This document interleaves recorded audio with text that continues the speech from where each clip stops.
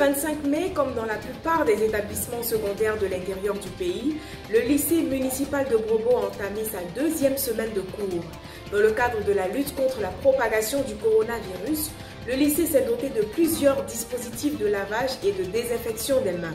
Pour obéir au principe de la distanciation sociale, il était formellement interdit aux élèves de se rapprocher et de partager des effets personnels. Précisons que seuls les élèves en classe d'examen étaient présents. Hassan Hayek, patron de l'ONG bénévole de premier secours, a fait un direct pour apporter un démenti catégorique sur ses liens supposés avec la maison de téléphonie mobile MTN et ainsi démentir les rumeurs qui circulaient sur son compte. Durant ce live, le vagabond de la charité particulièrement mécontent affirme que l'ONG bénévole de premier secours n'est liée à aucun réseau de téléphonie et n'a bénéficié d'aucun don d'une quelconque entreprise de téléphonie mobile. Dans ses tentatives d'explication, Hassan Hayek a estimé être libre de ses mouvements et décisions, mais reste ouvert à tout partenariat, que ce soit pour l'ONG ou pour son image personnelle.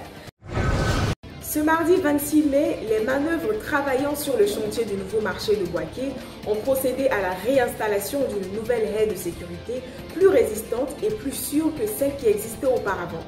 En plus de permettre aux équipes de mener leurs tâches en toute quiétude, ce système de sécurité va renforcer la protection du matériel de travail et des engins mécaniques.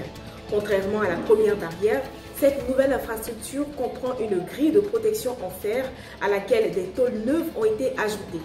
Pour rappel, le futur marché de Bouaké abritera entre 7 000 et 8 000 commerçants.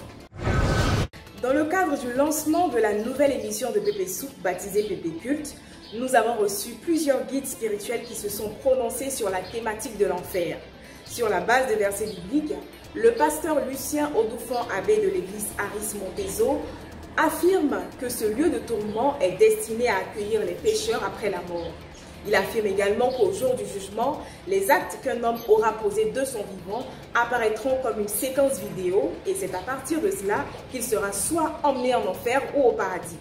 Je vous rappelle que Pépé Culte est disponible tous les lundis à minuit sur Facebook et YouTube. Alors si vous désirez méditer ou vous rapprocher de la spiritualité, n'hésitez surtout pas.